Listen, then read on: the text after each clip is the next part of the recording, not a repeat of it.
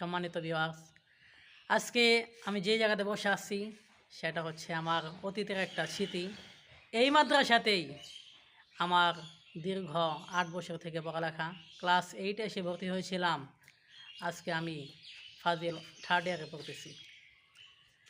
আজকে খুব ভাল লাগতেছে। আজকে এখানে এসে একটু বসে আছি বন্ধুর সাথে।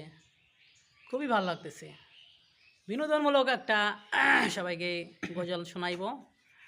আশা করি সবাই মনোযোগ দিয়ে শুনবেন।